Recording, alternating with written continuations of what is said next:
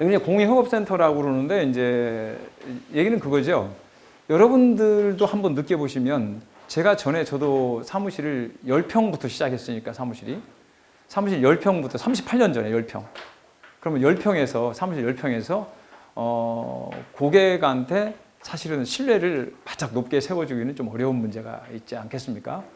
내가 얼마나 훌륭한 모습을 보여야 될지 모르겠는데 이미 공간으로서 고객에게 신뢰를 주는 경우가 많이 있어요. 실제로 그런 경우가 많이 있고 그래서 저희 사무실은 주로 이제 어떤 세무사님들이 저희 사무실에 사장님들을 모시고 와서 여기서 직접 미팅을 이렇게 하죠. 정관 검토로 한번 들어가 보도록 하겠습니다. 그런 취지를 안고 정관 검토에 들어가서 보겠습니다. 이제 정관 변경을 하려면 이제 이사회가 있을 때는 이사회 의사록을 만들어야 되고 이사회가 없을 때는 이제 결정서 대표이사가 결정해서 사내이사가 결정해야 됩니다. 여러분들이 그 혹시 이제 회사에 이사가 2명일 때와 이제 여기부터 3명일 때하고 이제 다른 거예요. 2명일 때는 이사회가 구성이 안 돼요. 참고로 2명일 때는 이사회라는 게 구성이 안 되고 3명 이상일 때만 이사회가 구성이 되는 거죠. 이렇게. 요 점을 이제 이해를 하시면 무조건 이사회로 가는 게 아니다. 이제 1명일 때도 많거든, 이사가. 사내이사 1명일 때도. 이때는 전부 다 뭘로 가냐면 결정서로 가지, 결정서. 대표이사 결정서라고 가는 거죠, 결정서로. 네, 결정서로 간다. 그래서 결정서는 여기에 제가 표시하지 않았어요. 결정서는. 그래서 이제 아주 이사회 절차가 좀 복잡하기 때문에 이사회 절차로 제가 가 있습니다. 이제 이사회 의사록은 이런 형식으로 아까 제가 앞단에 보여드린 것처럼 이사회 의사록은 이런 모양으로 보통 이제 만들어지는 거예요. 근데 이 이사회 의사록은 여기만 쓰는 게 아니라 다른 이사회 의사록에 할 때도 많이 씁니다. 아주 제가 심지어는 어떤 경우가 있었냐면요. 저희 거래처에서 가업승계를 해요. 가업승계를 하는데 가업승계를 하면은 이제 회사는 할 일이 뭘까요? 여러분 가업승계 하면 세법적으로만 처리한다고 생각할 수가 있잖아요. 근데 이게 정확히는 가업승계는 주식을 넘겨주는 거거든요. 회사는 맞죠? 주식을 이렇게 넘겨주는 과정이에요. 그러면 회사가 연루되지 않을 수가 없죠. 그래서 저는 생각을 이렇게 한 거지. 아, 회사는 뭘 하냐? 제가 생각한 회사는 이사회를 해야 된다. 회사는 이사회를 해서 이사회에서 가업승계에 관한 일이 이제 회사에 누구누구가 있어서 그 주식 중에 얼마를 누구에게 이렇게 이제 가업승계하는 것으로 결정이 났다. 라고 해서 이제 우리 이사회에서는 이거를 받아들이고 앞으로 이제 대주주가 이렇게 바뀌는 거에 대해서 이렇게 인식을 하자라고 하는 이런 이 의사 표시를 이렇게 해주는 거죠. 그래서 가업승계 대상 주식이 뭐 이렇게 표시해가지고 딱 집어서 해줌으로써 이게 법률 행위의 하나의 근거가 이제 되는 거죠. 예를 들자면 이런 거잖아요. 세무컨이 우리가 하는데 법인 국세청에다가 가업승계 서류만 페이퍼만 만들어 그냥 제출하고 끝이야.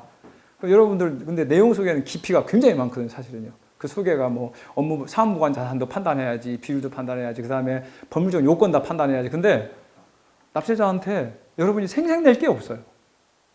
그거를 다 판단하고 어떤 절차를 하고 이렇게 해야 되는데, 그래서 그런 부분들이 이제 사실은 우리 세무사가 앞으로 해야 될 일은 컨설팅의 과정에서 어떻게 중간중간에 내가 나의 의사표시를 컨설턴트로 해줘야 될 것이냐, 이런 좀 중요한 것이다. 그래서 이 이사의 의사록은 하나의 그런 어떤 전체적인 것에 회사가 의사결정하는데 이렇게 할 수 있잖아요. 회사한테 그 이사회 하셔야 되는데요, 이렇게 말할 수 있거든요. 세무사가 아니더라도 내가 변호사나 법무사가 아니더라도 이사회 하셔야 돼요, 사장님. 그 이사회 하셔야 돼요. 이사회 뭐 해야 돼요? 아니, 주식 이동하는데 그 중대하잖아요. 회사의 경영권이 바뀌는 건데 이사회 하셔야지. 그럼 아, 그렇구나. 이사회 내용의 핵심 내용이 뭐예요? 핵심 내용은 이겁니다. 라고 그거 얘기해 줄 수 있잖아요, 우리가. 네? 이 법률 행위를 다 하지 않더라도 세법적으로 정확하게 해줄 수 있으면 된다. 자, 그래서 이 모양은 이렇습니다. 이런 형식을 갖추게 된다. 이런 형식을 갖추게 되고, 상단은, 그 다음에 이제 뭐 이거 보면 이렇게 되어 있어요. 뭐 일시, 이제 이사 총수, 출석 이사수 몇 명, 이제 감사 몇 명, 출석. 예를 들어 총 이사수 3명, 그리고 출석 이사수 1명. 그럼 안 되죠.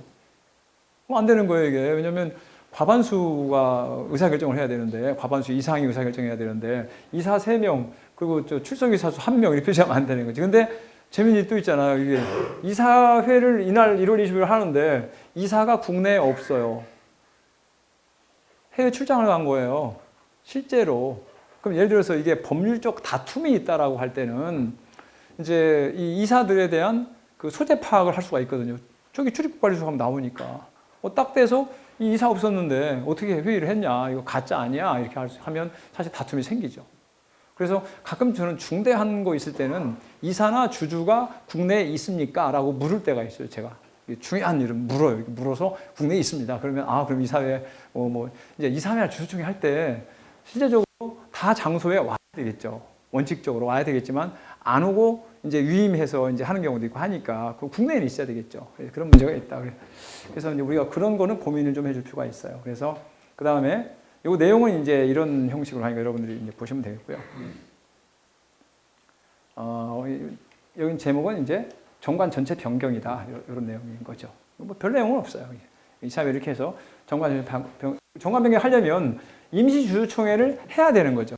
그 이사회 목적이 뭐냐면 임시주주총회 소집에 관한 사항이에요. 소집을 하려고 이사회를 하는 거죠. 그래서 정관을 보게 되면 이사회 소집은 임시주주총회 일로부터 며칠 전까지 소집 통지를 해라, 이런 내용이 있는 거예요. 근데 그 사이에 이제 해야 되는 거죠. 그런 것은 이제 그런 거를 아시고 이제 하시면 되겠고, 일시, 장소, 여기까지는 이제 핵심적으로 내용을 들어간다, 이런 식으로 하면 됩니다. 이제 요거는 이제 이사회를 했으면 주주들한테 통지를 해야 되겠죠. 최고서를 보내야 돼요. 원칙적으로 보내서 이런 형식의 주주총회 할 거니까 오세요라고 해서 보내야 되겠죠. 오세요. 근데 이게 이제 아마 주주들의 동의를 받아서, 이사들의 동의를 받아서 또는 주주들의 동의를 받아서 전자문서로 보낼 수 있다. 이런 부분이 있어요. 근데 전자문서로도 보낼 수는 있다.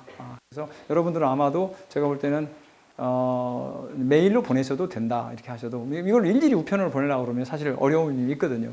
그런 점을 참고로 하시면 되겠고요. 형식은 이런 형식. 제가 이거를 이렇게 보여드리고 뒤에 용지를 이렇게 쪼개서 해드리는 이유는 뭐냐면, 여러분들한테 제공된 페이퍼를 보면 페이퍼가 기본적으로 모양이 좀 맞아야 돼요. 모양이 그냥 내용이 이거니까 위로 쭉 올려 붙여가지고 쓴다거나 아래로 쭉 내려가지고 쓰게 되면 문서의 모양이 잘 안 맞잖아요. 그래서 여러분들이 항상 이런 컨설팅 문서를 만들 때는 문서가 좀 일정 그 화면에 안정적으로 들어가도록 이렇게 배치하는 게 맞다. 그래서 양쪽도 이렇게 일정한 공간, 여기가 이제 페이퍼거든요. 원래 여기까지거든요. 이런 공간들이 원래 이제 다 남아야 되거든요. 상단이 좀 더 남고 하단은 조금 적게 남고 이런 식으로. 이런 공간, 그 다음에 이 글씨의 크기도 다 어떻게 보면 의미가 있어요. 일률적으로 어느 정도. 이제 저는 이제 주로 이 폰트를 10폰트를 쓰거든요. 10폰트.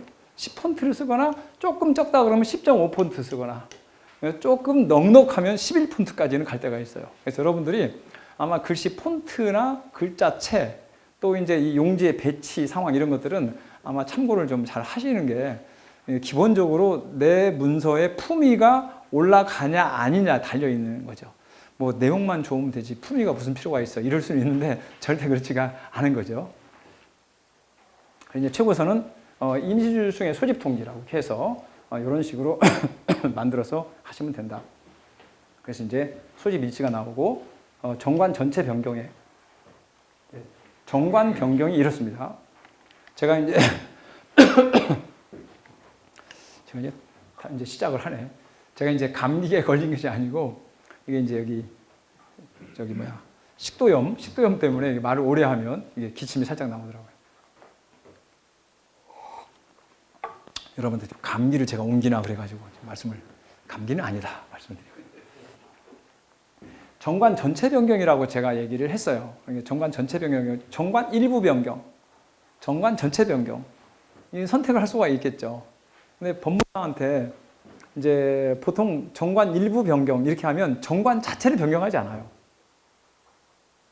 정관 자체를 변경하지 않고 정관의 일부 내용만 요 밑에다가 임시주주총회 의사결정에 밑에다가 쫙 붙여가지고 이게 결의를 하죠. 오리지널 정관이 있어야 돼요. 오리지널 정관이 있어야 되잖아요. 그게 디지털로 된 전자문서가 있어야지 일부 변경을 할 거 아니에요. 회사가 정관 주세요 그러면 정관 옛날 거 사진 찍어가지고 보내주잖아요. 일부 변경 어떻게 하세요? 일부 변경하면 정관 전체를 타이핑 쳐야 돼요. 그 모양에 맞게 쳐야 되니까. 여러분도 그런 아마 경험이 있지 않을까 싶어요. 저도 과거에 그런 적이 있었어요. 근데 지금은 저는 주로 회사하고 얘기해서 전체 변경으로 가버려요. 표준 모델로 싹 바꿔버려요, 전체를. 그러니까 여러분들이 한번 저희 법무사하고도 그렇게 하니까 법무사도 편하게 생각하더라고. 이거를 일부 변경하면은 일부 변경을 끼워 넣으려고 그러면 조항도 다 바꿔야죠. 그러면 원 문서를 다 만들어야 되냐, 다시 다. 그러니까 이게 안 되는 거야. 그래서 저는 이제 전체 변경 쪽으로 주로